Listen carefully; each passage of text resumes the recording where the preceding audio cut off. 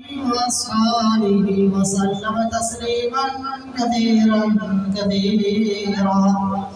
أما بعد فأعوذ بالله من الشيطان الرجيم.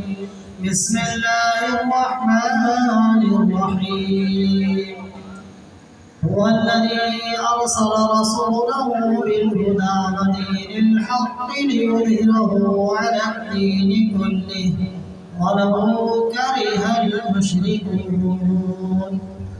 وقال النبي صلى الله عليه وسلم: بعثت أنا لأتمم مكارم الأخلاق، أو كما قال عليه الصلاة والسلام.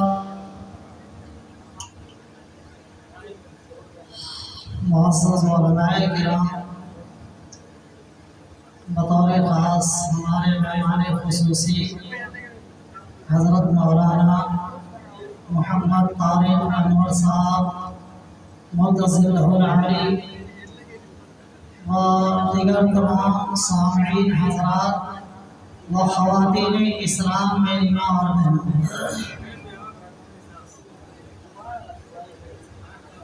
آپ بہت دیر سے پروگرام کو سماعت فرما رہے ہیں اور ہمارے مہمان خصوصی نے سیرت رسول پر، آپ کی پیدائش اور آپ کی زندگی کے ابتدائی حالات کو بہت ہی خوش اسلوبی سے بیان فرمایا ہے، اور اس کے بعد سے میری درخواست کو قبول کرتے ہوئے الحمدللہ نعت رسول سے بھی انہوں نے بھرپور محسوس کیا ہے الحمدللہ، اور بہت ہی ماشاءاللہ انہوں نے کرم فرمائی ہے، ذرہ نوازی ان کی ہے کہ انہوں نے ہم لوگوں کو بھرپور محسوس کیا۔ اللہ تعالیٰ ان کے خطابت کو اور ان کے نعت خانی کو قائم و دائم فرمائے اور زیادہ اس میں نکھار پیدا فرمائے۔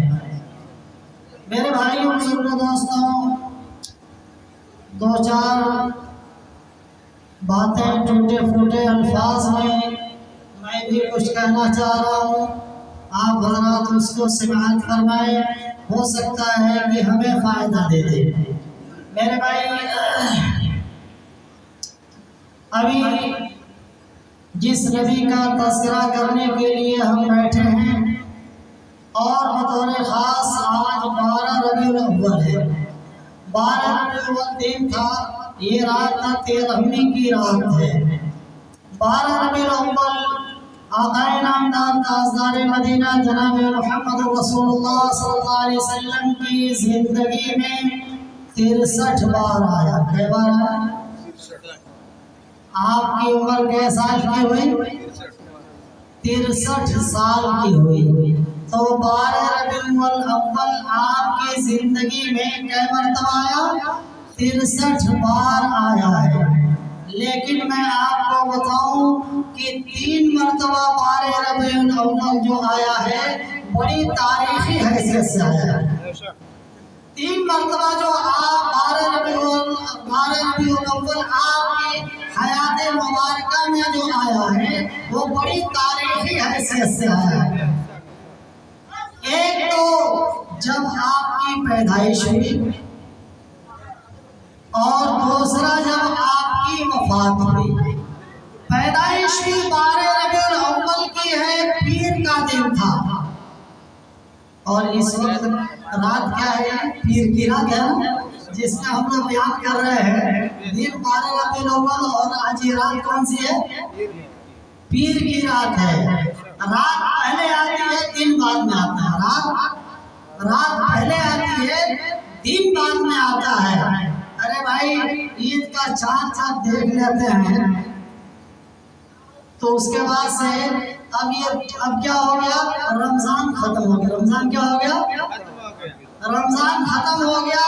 اب یہ عید کی رات ہے، شوال کی پہلی رات ہے، رمضان کی رات نہیں، شوال کی رات ہے۔ تو رات پہلے آتی ہے، دن بعد میں آتا ہے، اور رمضان کا جب جب چاند دیکھ لیتے ہیں تو تراویح شروع کر دیتے ہیں، کہتے ہیں رمضان شروع ہو گیا۔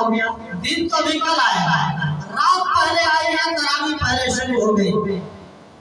تراویح پڑھتے ہیں نا، تو تراویح جو ہے چاند دیکھتے تراویح چالو ہو جاتی ہے، رات پہلے آتی ہے، دن بعد میں آتا ہے۔ تو بہرحال دوشنبہ یعنی پیر یعنی سوموار کی رات میں ہم نے بیٹھ کر کے اور پیدائش کا تذکرہ کر رہے ہیں، صحیح ٹائم پہ ہو رہا ہے کہ نہیں ہو رہا ہے۔ تو اللہ کے رسول صلی اللہ علیہ وسلم کی زندگی کے اندر 63 مرتبہ 12 ربیع الاول آیا ہے، لیکن 3 مرتبہ تاریخی حیثیت سے آیا ہے۔ پہلا تو جب آپ کی پیدائش ہوئی، دوسرا جب آپ کی وفات ہوئی، وہ بھی 12 ربیع الاول تھا، وہ بھی پیر ہی کا دن تھا۔ تیسرا جس کو عام طور پہ لوگ نہیں جانتے ہیں اور یہ ان دونوں سے کچھ کم اہم نہیں ہے، اس سے کہیں زیادہ اہم ہے، وہ تیسرا جو ہے وہ آقائے نامدار تاجدار مدینہ جناب محمد رسول اللہ صلی اللہ علیہ وسلم کی ہجرت مبارک ہے، جو اسلام کے پھیلنے کی بنیاد ہے۔ وہ بھی کیا ہے؟ 12 ربیع الاول ہے۔ آپ مکہ المکرمہ سے ہجرت فرما کر کے مدینہ طیبہ جو پہنچے ہیں تو 12 ربیع الاول اور پیر کے دن پہنچے ہیں، 12 ربیع الاول پیر کے دن پہنچے ہیں۔ میرے دوستوں، تو تیسری جو حیثیت ہے 12 ربیع الاول کی، جس پہ عام طور پہ بیان نہیں ہوتا ہے، انشاءاللہ اس پہ تھوڑی سی بات میں کروں گا۔ سننے کے لیے تیار ہے نا؟ انشاءاللہ۔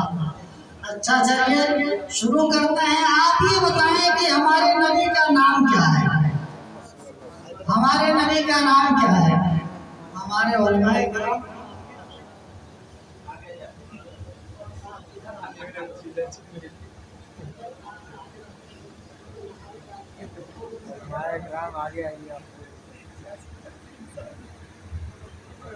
میرے نبی کا نام کیا ہے؟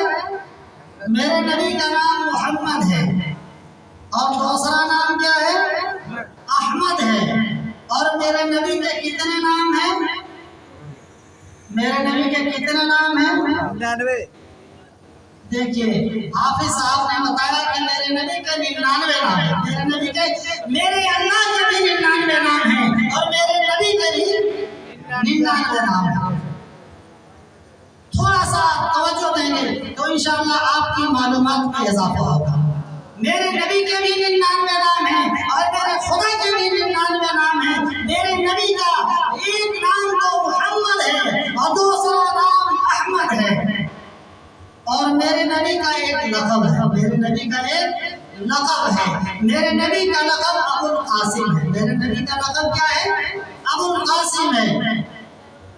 اللہ کے رسول نے فرمایا سمو باسمی ولا تکلوا بکنیتی، میرے نام پر نام رکھا کرو لیکن میری کنیت پر کنیت نہ رکھا کرو، یعنی میرے نام پر نام رکھو، محمد نام رکھو، احمد نام رکھو، لیکن کنیت، میری جو کنیت ہے اس پر کسی کا نام نہ رکھو، یعنی ابو القاسم نہ رکھو، ابو القاسم نہ رکھو۔ سوال یہ پیدا ہوتا ہے، علماء کرام یہاں موجود ہیں اس وقت، دنیا کے جو سب سے بڑے عالم ہیں، دارالعلوم دیوبند کے شیخ الحدیث ہیں، محتمی میں کیا نام ہے ان کا؟ حضرت مولانا مفتی ابو القاسم نعمانی، محتمی دارالعلوم دیوبند۔ اب یہی سوال پیدا ہو گیا کہ جب اللہ کے رسول نے منع فرمایا تھا، اللہ کے رسول نے منع فرمایا تھا کہ میری کنیت پر کنیت نہ رکھنا، میری کنیت پہ نام نہ رکھنا، تو دنیا کے اتنے بڑے چمکے ہوئے عالم، ان کے بعد بھی عالم ہے، تو انہوں نے کیسے نام رکھ دیا؟ اب یہ تو سوال پیدا ہو گیا، اب یہ مسئلہ کیسے حل ہوگا؟ یہ مسئلہ حل ہے، حل یہ ہے اللہ کے رسول صلی اللہ علیہ وسلم نے اس نام سے منع فرمایا اپنی زندگی میں، اس نام سے منع فرمایا اپنی زندگی میں کہ میری زندگی کے اندر کوئی میری کنیت کو استعمال کرتا ہے تو شبہ ہوگا کہ گویا مجھے کہہ رہا ہے۔ چنانچہ ایک آدمی پیچھے کھڑا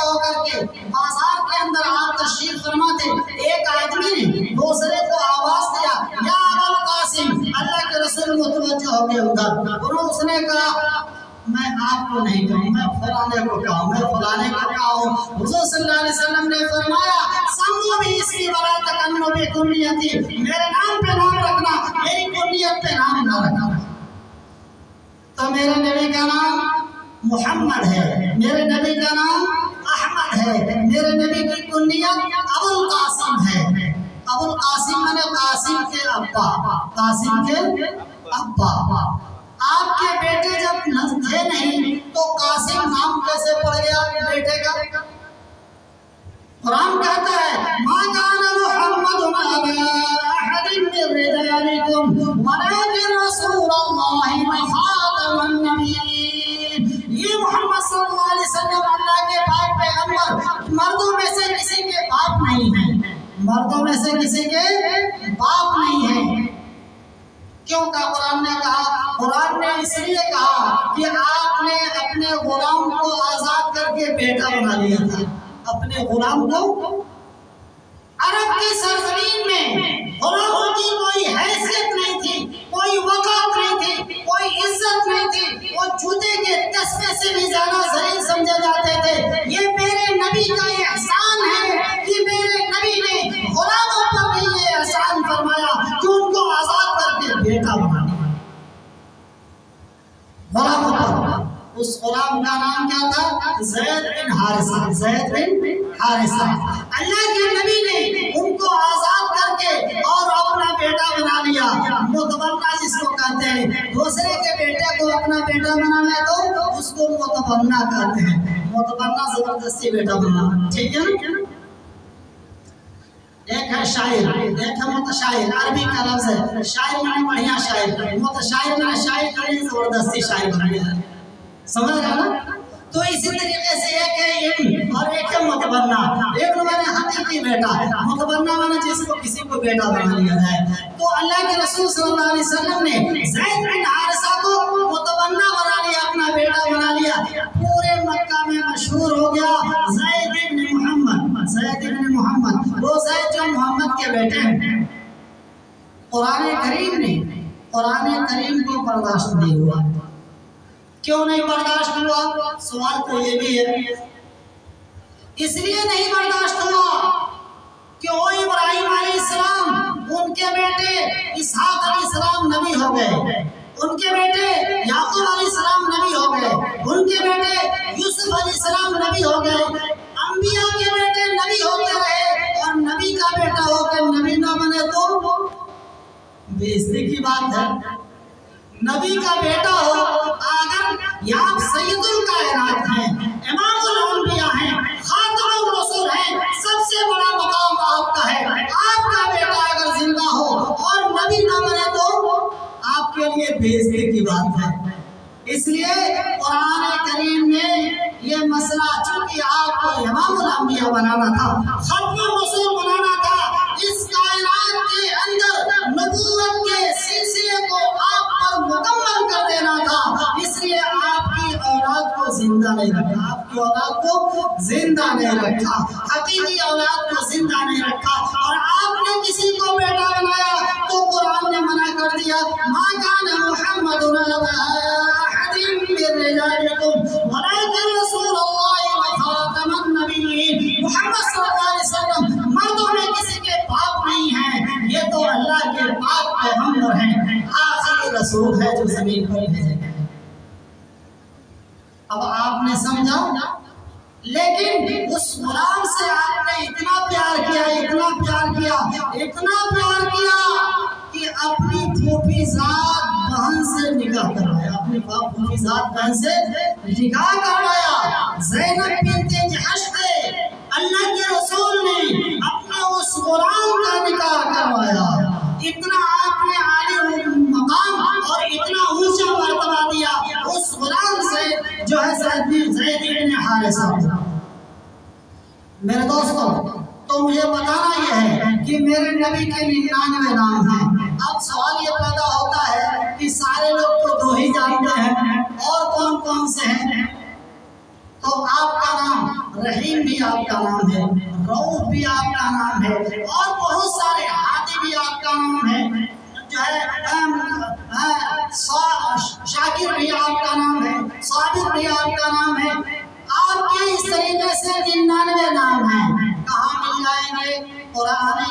جب کھولیں گے تو ایک صفحے میں پورا 99 نام اللہ کا لکھا ہوا ہے. اب جب لاسٹ میں جائیں گے تو دوسرے لاسٹ پڑھنے پر 99 نام نبی کا لکھا ہوا ہے.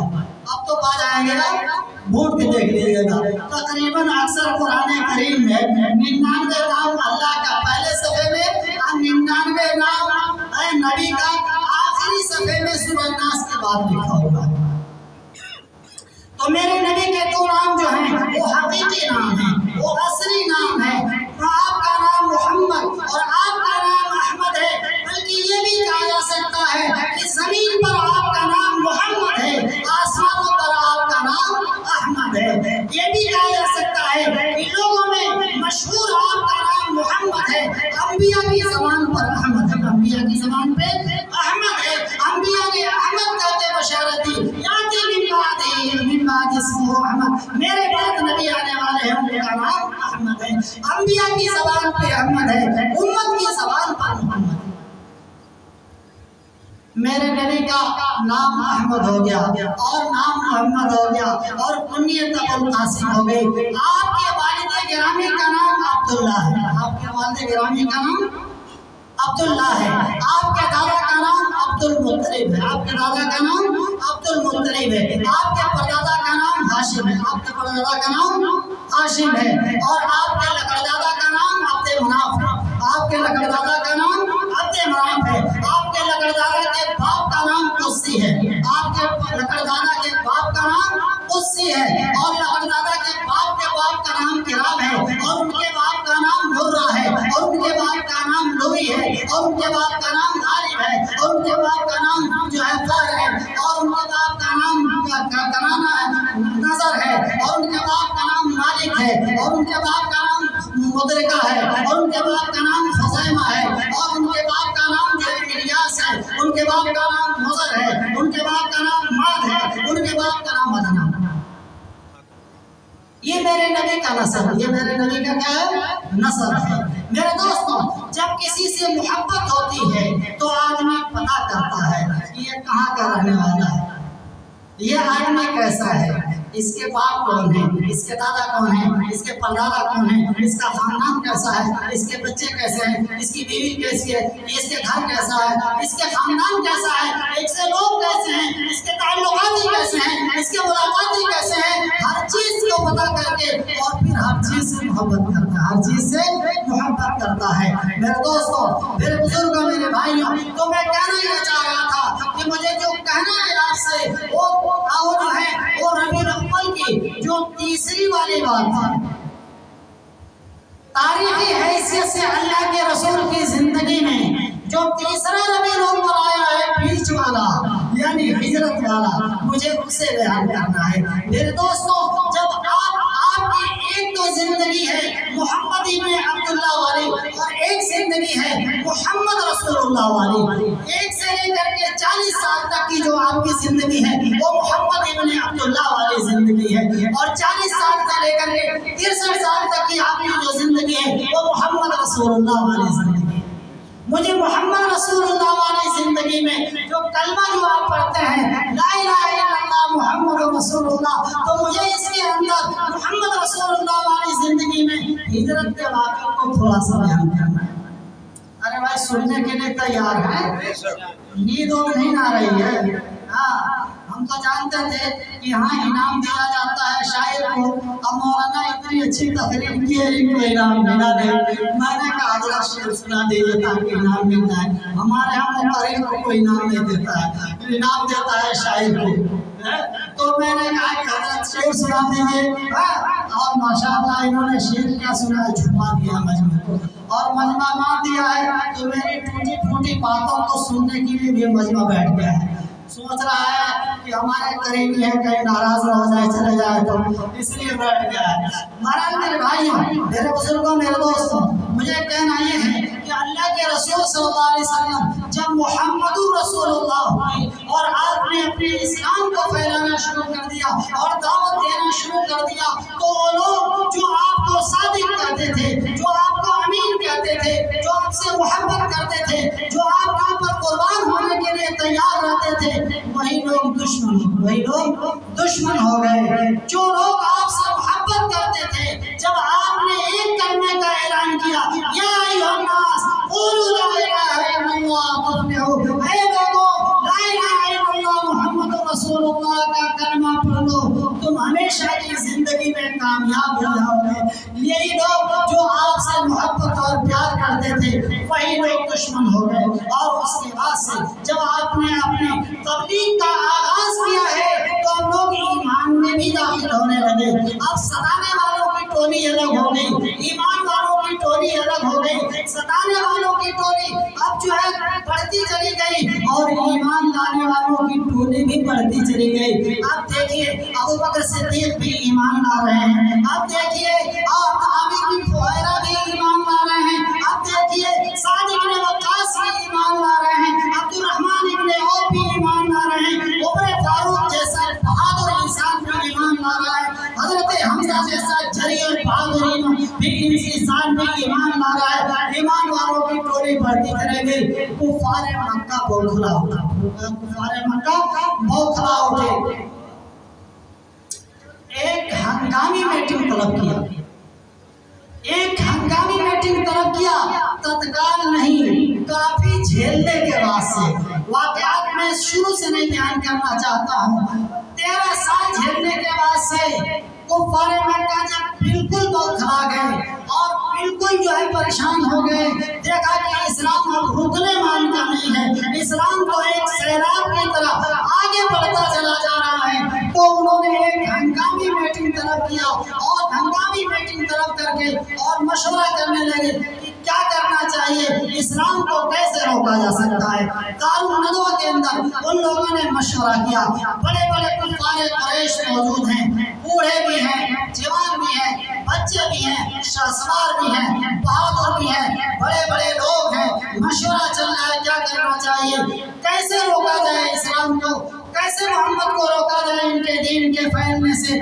میرے دوستوں حاصل کلام یہ ہے، بہت ساری باتیں آئیں، بہت ساری باتیں آئیں، اسی میں ایک بڈھا بیٹھا ہوا تھا، شیخ نجدی بن کر کے، ایک دم بالکل سفید داڑھی، سفید لباس، بڈھا ضعیف آدمی، اس کی پلکیں بھی جو ہے جھک گئی تھی اور پلکیں بھی پک کر کے جھک گئی تھی، چپ چاپ بیٹھا ہوا ہے، بول کچھ بھی نہیں رہا ہے، مشورے پر مشورے چل رہے ہیں۔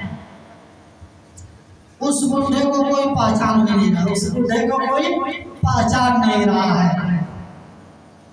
آخر میں جب سارے لوگ اپنا اپنا مشورہ دے کر کے تھک گئے، بڈھا کھڑا ہوا، کہا سنو اب تک جتنے مشورے ہوئے ہیں سب بیکار ہیں، ان مشوروں سے اسلام نہیں رک سکتا ہے، اسلام کے ماننے والے نہیں رک سکتے ہیں، ان مشوروں سے کوئی فائدہ نہیں ہے، یا تو ہماری بات مانو نہیں تو اب پانی سر سے اونچا چلا گیا ہے تم نہیں روک پاؤ گے۔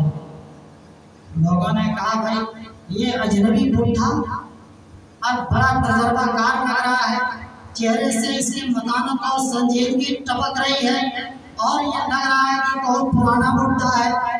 کہا ارے حضور والا آپ فرمائیے آپ کی بات مانا جائے گا۔ اس نے کہا یہ معاملہ ختم ہونے والا نہیں ہے، اے عرب کے شیروں اور بہادروں، اگر تمہیں اسلام کو روکنا ہے تو ایک ہی کام کرنا پڑے گا، وہ کام یہ ہے کہ عرب میں جتنے قبیلے ہیں، یہ جتنے مکہ المکرمہ کے بڑے بڑے خاندان اور قبیلے ہیں، سب اپنے اپنے ایک بہادر کو چن کر کے اور منتخب کر کے، جو جری ہو، جو نڈر ہو، جو بہادر ہو، جو تلوار چلانا جانتا ہو، جو حرب و ضرب کا ماہر ہو، اپنے میں سے ایک کو منتخب کرو، اور منتخب کر کے سارا لسٹ بنا کر کے پیش کرو، اور وہ سارے لوگ محمد کے گھر کے باہر پہرا کریں، اور محمد جب گھر سے نکلتے ہیں تو سارے لوگ مل کر کے ایک بارگی تلوار ماریں اور ان کا جو ہے قلعہ گما کر دیں اور ان کو ختم کر دیں۔ رہا یہ بنو ہاشم کے لوگ، عبد المطلب کے لوگ، ان کے خاندان کے لوگ، جب پورے عرب سے اور پورے مکہ والوں سے کس سے بدلہ لیں گے اور کس سے لڑائی کریں گے؟ کہا یہی ایک شکل بچی ہے، اس کے علاوہ کوئی شکل نہیں ہے اسلام کو روکنے کی۔ سب کی سمجھ میں بات آ گئی، سب نے کہا بات صحیح کرتے ہیں۔ کہا اگر کرنا تو ہی کرو، میں جاتا ہوں۔ بڈھا چل دیا۔ جانتے ہیں کون وہ تھا؟ بڈھا کون تھا؟ اصلی ابلیس تھا، جو اللہ کے ہاں سے لعنت کا توق پہنا کر کے زمین پر اتارا گیا تھا۔ وہی بڑکا ابلیس ہوا تھا، وہی بڈھا بن کر کے، شیخ بن کر کے، عربی شیخ بن کر کے، بوڑھا بن کر کے آگے بیٹھا تھا، یہی مشورہ دینے کے لیے بیٹھا تھا۔ اس کے مشورے پہ فیصلہ ہو گیا کہ یہی کرنا ہے۔ لسٹ بن گئی، پورے مکہ المکرمہ کے سارے قبائل لسٹ بن گیا، ہر خاندان کا ایک بہادر، ایک شہسوار، ایک حرب و ضرب کا ماہر آج ہی رات میں محمد کے گھر پر گھراؤ کرے گا، تلواروں سے لیس ہو کر۔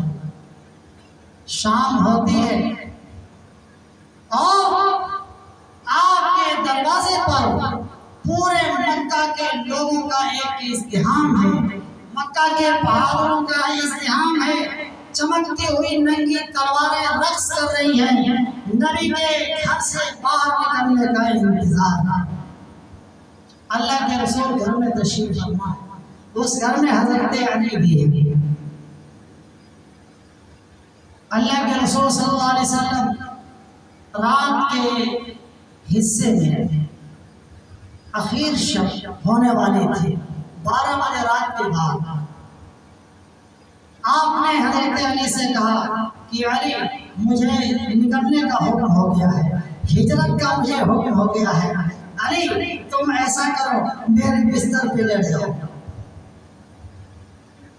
اور جب صبح ہوگی تو دیکھو یہ مکہ والے جو تلوار لے کر کے پورے گھر کو گھیراوا کیے ہوئے ہیں، یہ لوگ مجھ کو صادق کہتے ہیں، مجھے امین کہتے ہیں، مجھے سچا کہتے ہیں، مجھے امانت دار کہتے ہیں، انہوں نے مجھے امانتیں دے رکھی ہیں، اتنا پیسہ فلاں کا ہے، اتنا پیسہ فلاں کا ہے، اتنا پیسہ فلاں کا ہے، اتنا روپیہ فلاں کا ہے، اتنا درہم فلاں کا ہے، اتنا دینار فلاں کا ہے، یہ زیورات فلاں کے ہیں، علی ان کو نوٹ کر دو۔